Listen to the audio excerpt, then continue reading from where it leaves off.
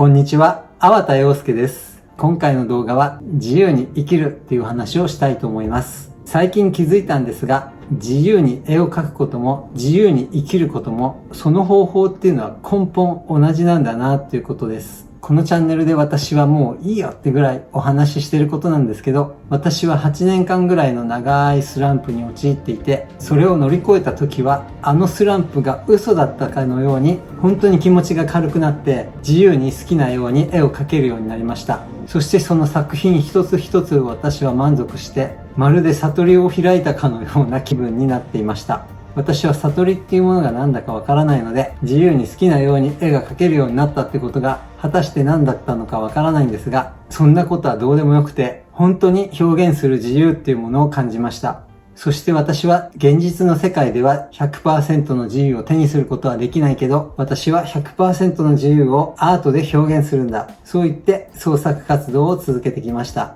しかし、あれから20年以上経った今、私はアートセラピーの勉強をして、ちょっとだけ心理学の勉強とかもしていたら、自由に絵を描く方法と、自由に生きる方法とか、何でもいいんですけど、全部同じだったっていうことに気づきました。私はすでに自由に絵を描く方法を散々苦しんだ中で気づいたので、今はそれを自由に生きるっていうことと置き換える作業をしています。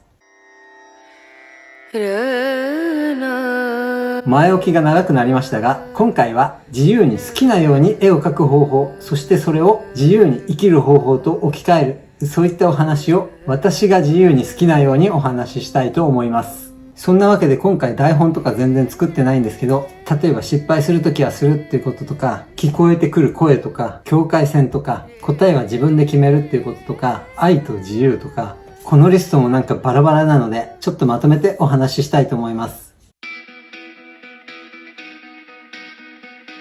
そんなわけで失敗するときはするっていうことなんですけど、失敗するときはする。だから失敗を恐れて慎重になりすぎたり、やらなかったり、それじゃ自由に生きられないですよね。前回の動画でマットフレームの切り方をやって、それで失敗例を挙げたんですけど、動画を撮ってる時に私が本当に失敗しちゃったんですけど、その時どういう風に失敗したかっていうと、慎重になりすぎていた。なぜなら動画を撮るから失敗できないじゃないですか。なんですけど、その後に失敗するときはどうせ失敗するんだし、失敗しないときはしない。だからいつものように思い切って切ったら普通に綺麗に切れたんですね。それは絵を描くときもそうだし、他の何をするときもそうだと思います。その度合いっていうのは人それぞれで、私の場合はそのぐらい思い切ってやった方が自分らしさが出るんだと思います。人によっては慎重にやることが好きで、そんな大雑把にやったらうまくいかない人もいるかもしれません。なぜならそれが自分に合わないから。だからそれは人それぞれなんですけど、自分が自由に楽にできる。私が絵を描くときはそんな感じで絵を描いています。そしてそれは絵を描くときだけじゃなくて、別の違ういろんな仕事をやるときも基本同じスタイルでやるのが私にとって一番やりやすい方法なんです。それから私はなんか作るときでも絵を描くときでも人のやり方を教わったり覚えたりすることが苦手なんですよね。それは絵を描いたり物を作ったりっていうクリエイティブな作業だからそうなのかなって思ってたんですけど、それ以外のことも全部同じで、そのやりやすいことっていうのは人それぞれ違うかもしれないんですが、自分が一番楽で楽しい方法、そんな方法で生きていくのが自由に生きる秘訣なんじゃないかなと思っています。そしてそれは絵を描くことも同じです。そんな風に生きられるわけないだろうって思ってる人もいると思うんですけど、そう思うのもその人たちの自由だと私は思います。だけどそんなのできるわけないだろうって思う気持ちは私はよくわかって、そのことは次にお話しします。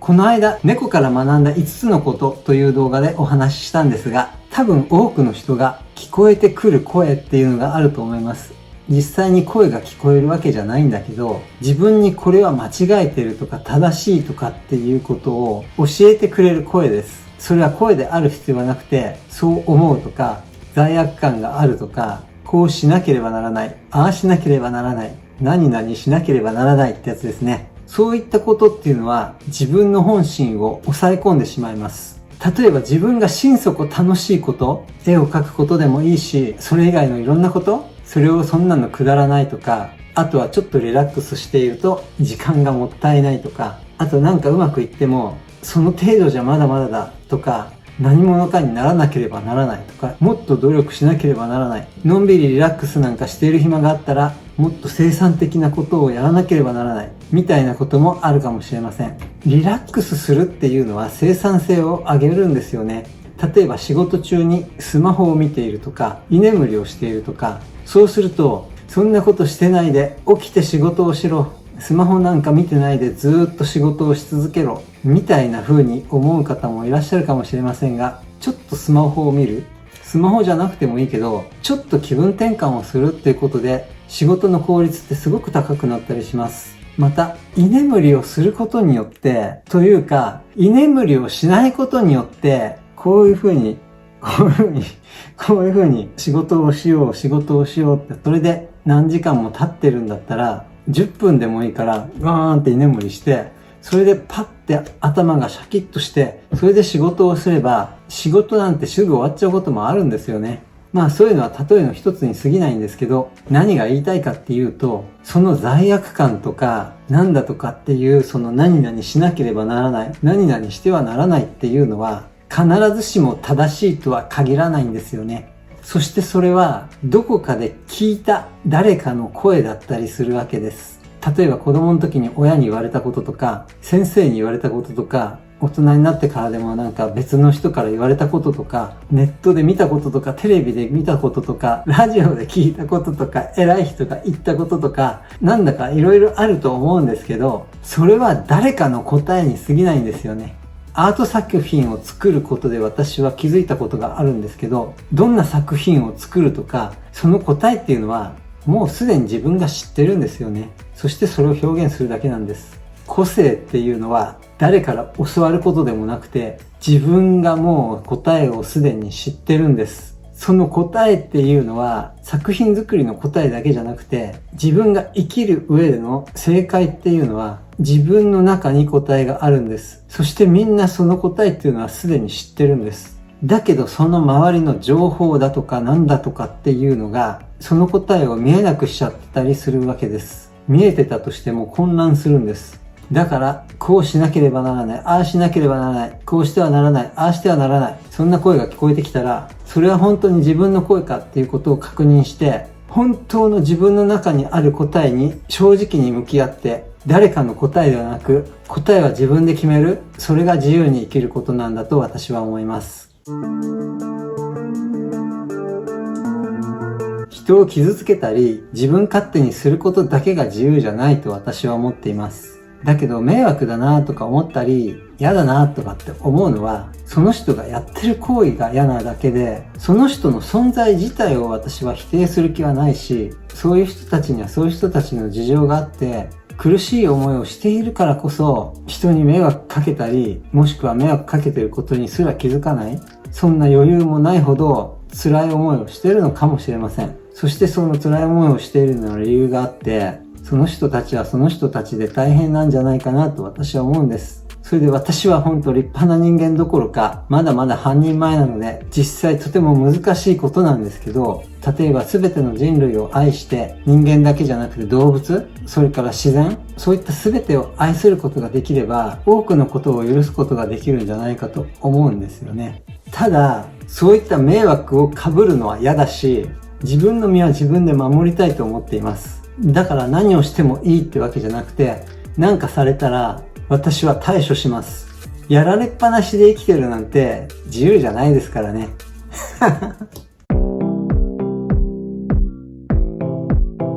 なんか自由に生きるとかってお話をしたんですけど、これはアート作品を作るってことも同じことで、絵なんて好きなように描いたらいいと思うし、人生も好きなように生きたらいいんじゃないかと思います。ただ好きなように何かをするっていうことには、その責任も負わなければなりません。だけど、自由に好きなようにじゃなくて誰かに何かやらされて、とんでもない目にあったとしても、その責任を負わされることはあるんです。だったら、好きなように生きた方がいいと思うんですよね。そして私自身 100% 自由に生きてるわけではありません。だけど、過去の自分自身に比べて、今の私はすごく心が軽いし、それはなぜかっていうと、今お話ししたようなことを実践するようにしているからです。まあ、愛と自由って感じですかね。この言葉も私は最近知ったんですけど、境界線っていう言葉、これは心理学なんですかね。自分の気持ちと人の気持ち、自分の考えと人の考え、そういったものにちゃんと境界線を引くっていうことです。この境界線っていう言葉を知ってから、その境界線っていうのがよく分かってきて、それはほんとすごく良かったと思っています。この動画が公開されるのは7月4日、私の誕生日です。そして私は自分の年齢を数えないことにしています。だけどそのことについて私に反論する人もいるかもしれないし、いろいろだと思うんですけど、さっきの境界線の話、私は私、あなたはあなた、違う答えを持ってたっていいんです。だからこれは単なる私のお気に入りの考え方で、人に押し付けることもしないし、人からそれは違うとか、こうしろ、ああしろって言われても、どうするかは私の自由なんです。それから私は自分が自由でいたいわけだから、人の自由を奪いたいとも思いません。7月1日から7月7日まで1週間、誕生日の気分、ちょっと特別感を味わおうと思うんですけど、そんなことは多くの人にとってどうでもいいことだと思うので、そろそろ動画を終わろうと思います。この動画が良かったと思った方は、いいねやチャンネル登録、それから動画の感想などもコメントでお聞かせいただけると嬉しいです。でもそれをするかしないかはあなたの自由です。最後までご覧いただきありがとうございます。また次回お目にかかりましょう。さようなら。